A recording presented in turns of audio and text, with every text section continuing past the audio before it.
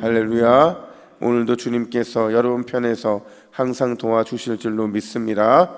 이 시간 말씀을 받겠습니다. 이 복된 시간에 주시는 하나님의 말씀은 우리 계속해서 마태복음 16장 21절에서 28절까지의 말씀입니다.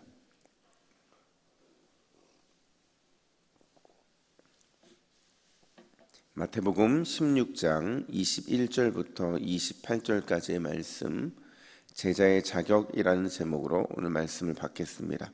우리 21절부터 28절까지 함께 교독하겠습니다.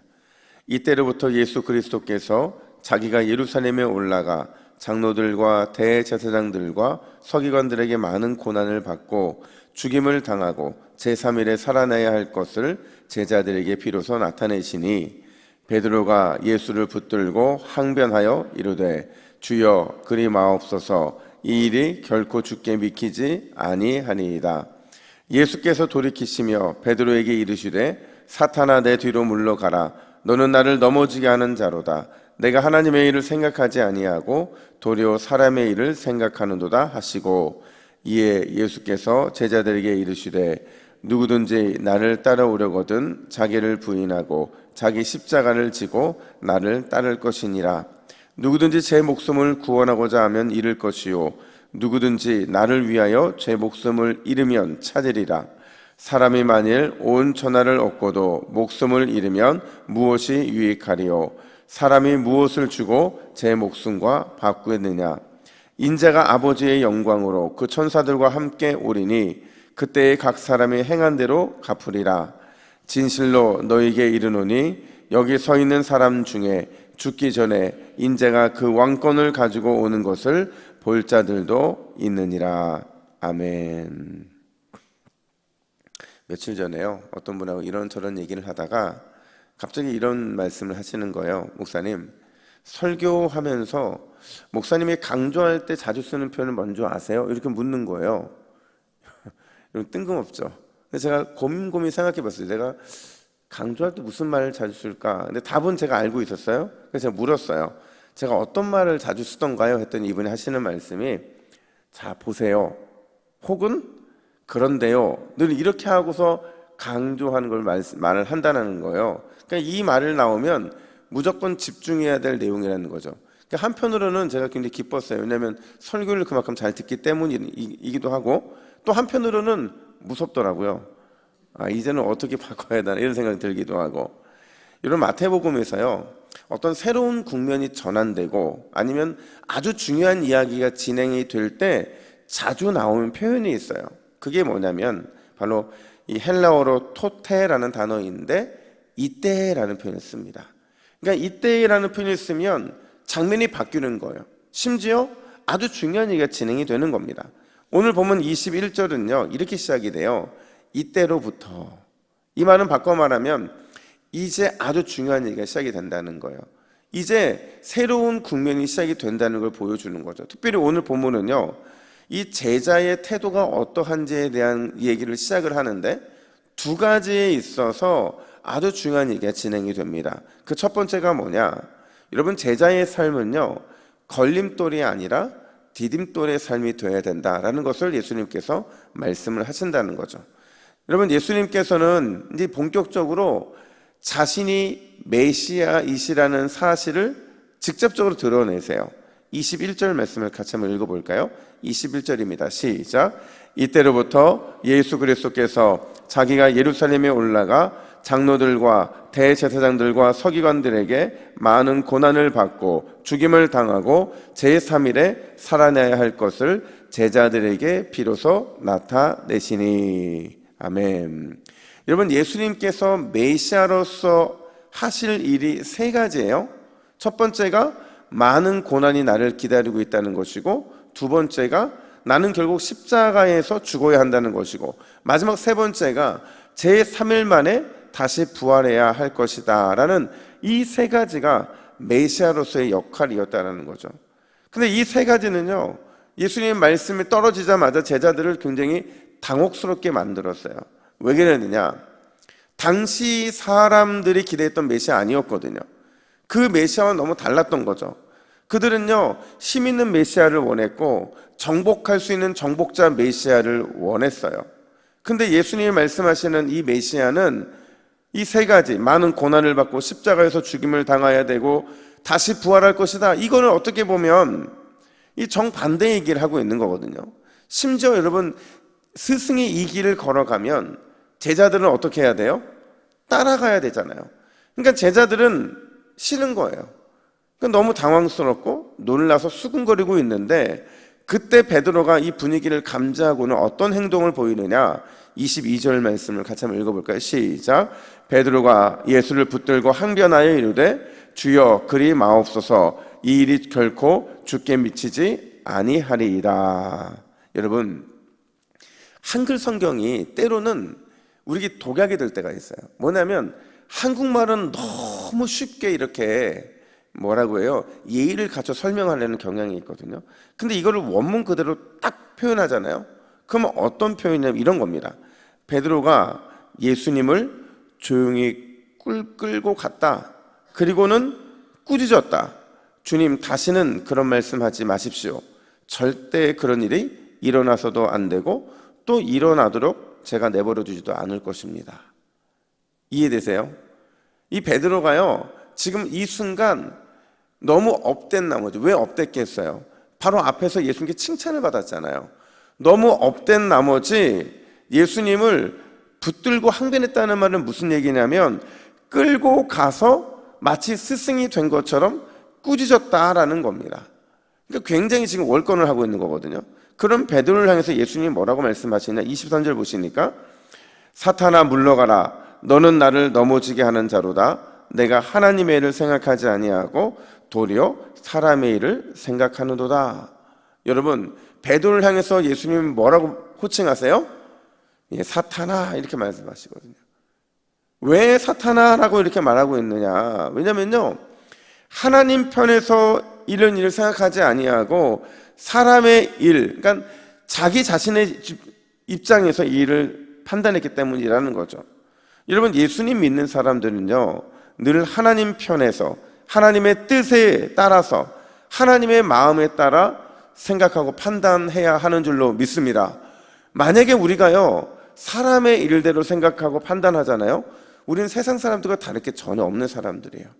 우리는 늘 예수님, 하나님 입장에 생각하고 판단하기 때문에 그래서 예수 믿는 사람들이라고 말하는 것이고, 그래서 예수님의 제자라고 말할 수 있는 것이죠. 설령 그게 이해가 되지 않을 수도 있어요. 설령 감정적으로 수긍되지 않을 수도 있어요. 그럼에도 불구하고 우리가 제자라면 그렇게 살아야 한다는 것을 오늘 본문은 말해주고 있다는 거죠. 좀 오래됐어요. 이렇게 새벽 예배를 드리고 있는데 늘 여러분 새벽마다 늦게 오는 집사님이 계셨어요. 근데 그 집사님이 늘 새벽마다 늦게 오시는데, 이제 목사님이 그날따라 설교를 하시다가 새벽에 늦지 말라는 설교를 딱 하는 찰나에 그분이 문을 열고 딱 들어오시는 거예요. 여러분, 새벽에 늦는 사람이 한둘일까요? 많았어요. 근데 그분과 목사님이 딱 눈이 마주친 거죠. 목사님도 그분이 들어올 줄 몰랐고, 이 늦지 말라는 설교를 하다 보니까 딱 눈이 마주쳤는데 무슨 생각이 들었겠어요? 본인 입장에서는 지금 나한테 이런 말씀 하시는구나 라고 시험이 든 겁니다. 근데 문제는 이분이요, 이 시험 든 얘기를 집에 가서 했어요. 남편이 아니 늦을 수도 있는 거지 왜 목사님이 강도에서 그렇게 말씀하시냐고 또 뭐라고 이렇게 했대요.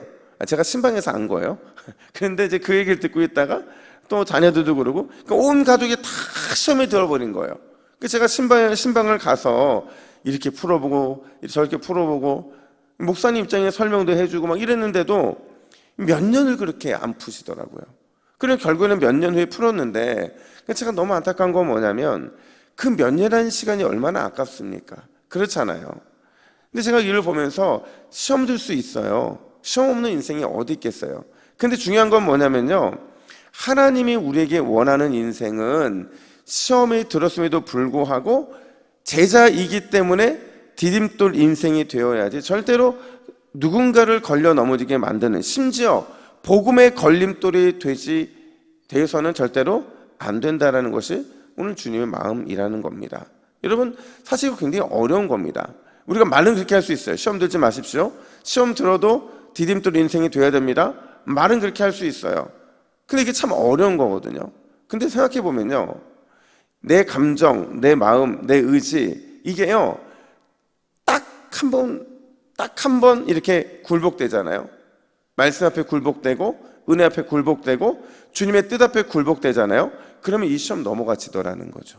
근데 이게 한 번이 어려워서 우리가 굴복되지 않을 뿐이라는 거예요. 여러분, 늘 우리가 내가 걸림돌 인생인지를 확인했을 때, 그때 굴복이 안 될 때, 그때 우리가 어떤 마음을 딱 가지면 이게 해결이 되냐면요, 여러분, 내가 걸림돌 인생이 되면 이 일을 누가 가장 기뻐할까요? 누가요? 예, 사탄이 가장 기뻐한다는 거죠. 사탄이 가장 기뻐하는 게 바로 우리가 제자로서 걸림돌이 되는 거예요. 그러면 반대로 디딤돌 인생을 가장 기뻐하는 건 누굴까요? 예, 하나님이시라는 거죠.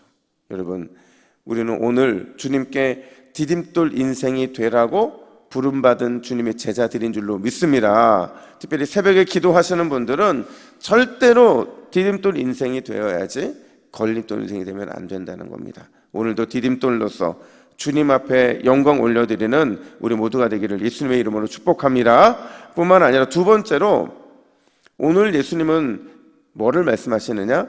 습관적으로 십자가를 바라봐야만 한다라는 겁니다. 여러분, 예수님은 오늘 제자도에 대해서 좀 더 심도 있게 말씀하시는데, 제자도가 뭐냐? 여러분, 24절 말씀을 보세요. 우리 같이 읽습니다. 시작. 누구든지 나를 따라오려거든 자기를 부인하고 자기 십자가를 지고 나를 따를 것이니라. 아멘. 여러분, 오늘 말씀의 강조점은요, 십자가를 져야 한다라는 거예요. 근데 이 십자가를 지기 위해서 주님이 동원하신 세 가지의 동사가 있는데, 그 동사가 뭐냐? 부인해야 된다, 져야 된다, 쫓아야 된다. 이 세 가지라는 거예요. 근데 놀랍게도 여러분, 이 세 가지가요 명령형으로 사용됐다는 게 중요해요. 무슨 말이냐? 이 세 가지 동사는요 절대로 우리에게 선택사항이 아니라는 거예요.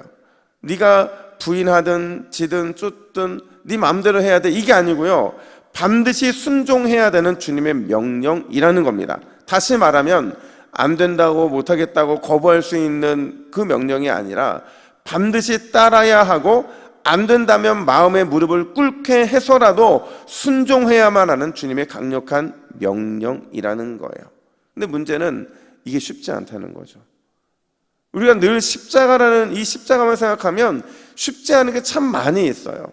근데 지금 이 세 가지 명령 역시도 쉽지 않다는 거예요. 근데 가능하다는 거죠. 어떻게 가능하냐? 습관적으로 십자가를 바라보면, 그러면 내 힘, 내 뜻대로 안 될 때, 심지어 마음이 낙심해 순종이 어려울 때, 그때도 십자가를 바라보면 이게 가능하다고 말씀하시는 거죠.